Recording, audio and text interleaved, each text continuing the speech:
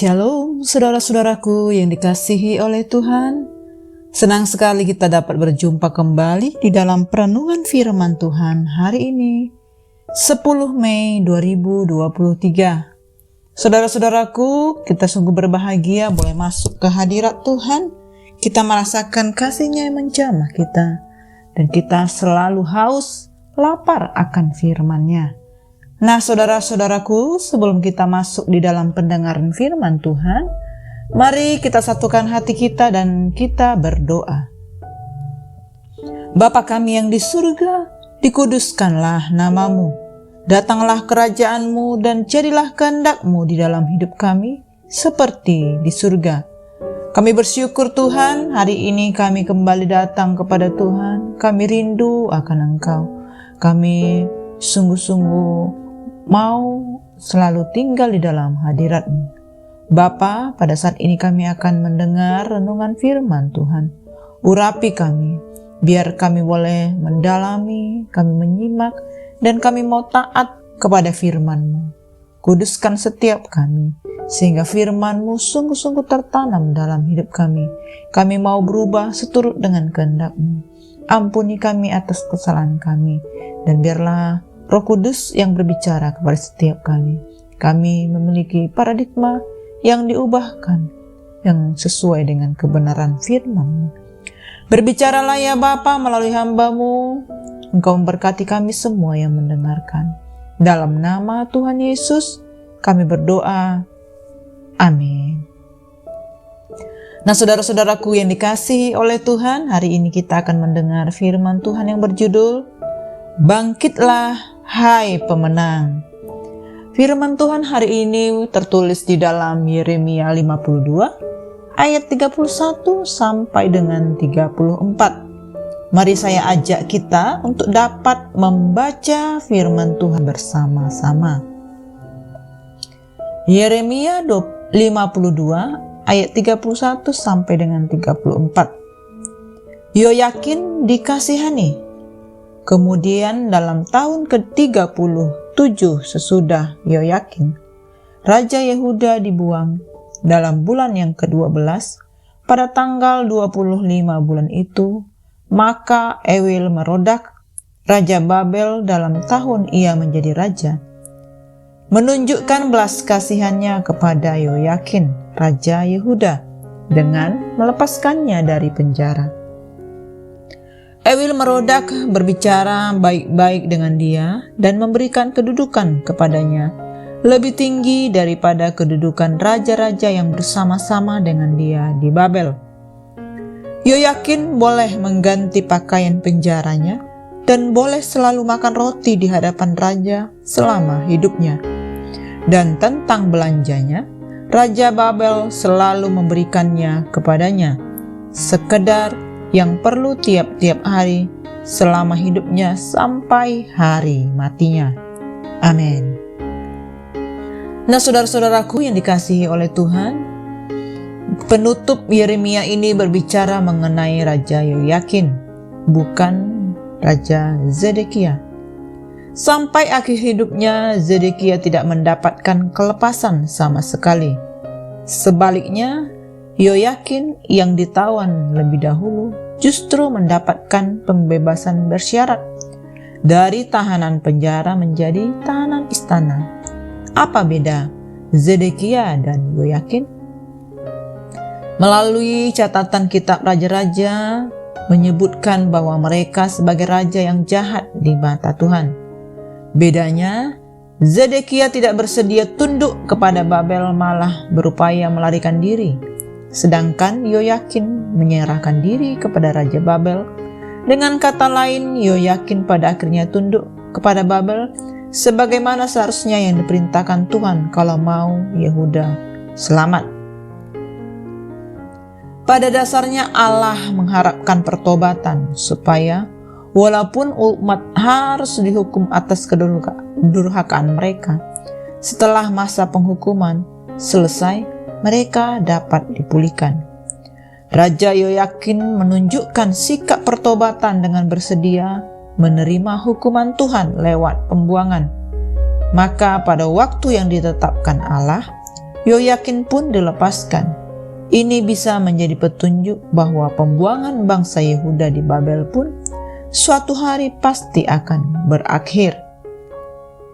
Saudara-saudaraku, Yeremia sudah mengingatkan bahwa masalah terbesar bagi manusia dewasa ini adalah mereka tidak memiliki firman Tuhan.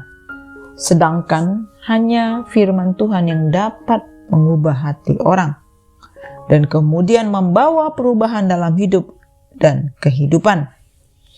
Yang kedua adalah bahwa orang mendengarkan kata-kata Tuhan tetapi tidak mentaatinya. Alasannya karena nafsu orang itu enggan untuk mematuhi kata-kata Tuhan, ataupun pengaruh dari guru-guru palsu yang hanya mau mendengarkan kata-kata yang enak di telinga dan akhirnya tergoda untuk meninggalkan kebenaran. Saudara-saudaraku, jika hari ini kita tidak hanya mendengar firman Tuhan, tetapi juga kita dapat melaksanakan dan memberitakan firman Tuhan itu. Karena firman Tuhan ataupun Injil adalah kekuatan Allah yang dapat menyelamatkan semua orang percaya. Pertama-tama orang Yahudi, kemudian orang Yunani. Saudara-saudaraku, marilah kita menyadari bahwa kita adalah umat pilihan Tuhan yang mewarisi apa yang sudah Tuhan sediakan bagi kita. Alkitab berkata, "Tetapi Allah yang kaya dengan rahmat, oleh karena kasih-Nya yang besar telah dilimpahkannya kepada kita, telah menghidupkan kita bersama-sama dengan Kristus, sekalipun kita telah mati oleh kesalahan-kesalahan kita, dan oleh karena kasih karunia kita diselamatkan, dan di dalam Kristus Yesus Ia telah membangkitkan kita juga dan memberikan tempat bersama-sama dengan Dia di surga, supaya pada masa yang akan datang Ia menunjukkan kepada kita kekayaan kasih karunia-Nya yang melimpah-limpah sesuai dengan kebaikan-Nya terhadap kita di dalam Kristus Yesus." Nah, saudaraku, yakinlah bahwa Kristus Yesus sudah membangkitkan kita dan telah mendudukkan kita bersama-sama dengan Kristus. Dan itu tidak dilakukan pada masa yang akan datang saja, tetapi sudah dilakukan sekarang setelah kita menerima Tuhan Yesus sebagai Tuhan dan Juru Selamat pribadi kita. Saudara-saudara yang dikasihi oleh Tuhan, yang perlu kita lakukan sekarang adalah hiduplah seperti yang firman Tuhan katakan.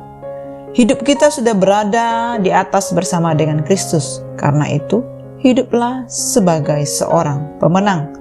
Bangkitlah, hai pemenang.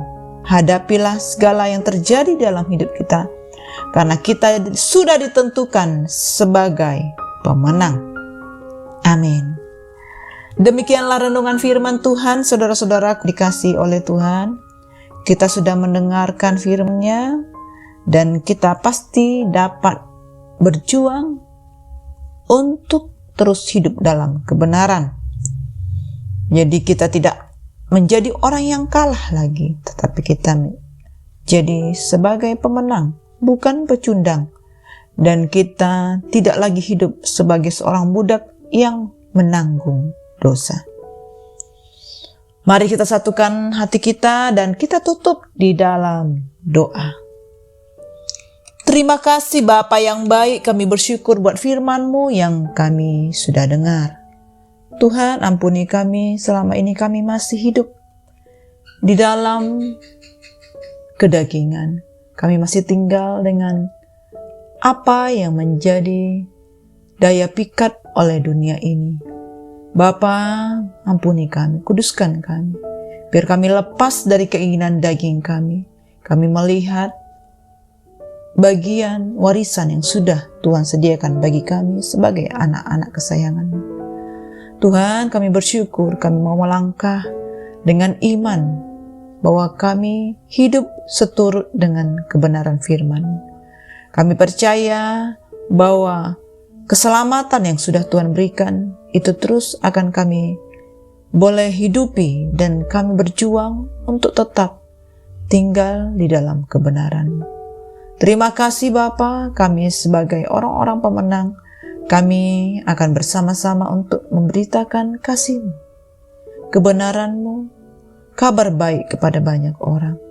Karena kami hidup dan kami mau taat kepada firman.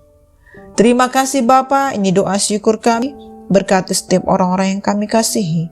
Berkati orang-orang yang belum mengenal kebenaran-Mu, selamatkan mereka. Berkati juga semua orang-orang yang bersama dengan kami, agar kami boleh menjalani dan kami taat kepada firman. Terima kasih Bapa, kami serahkan kehidupan kami selanjutnya hanya ke dalam tangan kasih-Mu, Tuhan yang berkarya di dalam kami. Kami percaya Roh Kudus menolong kami untuk dapat melakukan firman. Dalam nama Tuhan Yesus kami berdoa. Amin. Semangat pagi. Teruslah berkarya di dalam Kristus. God bless you all.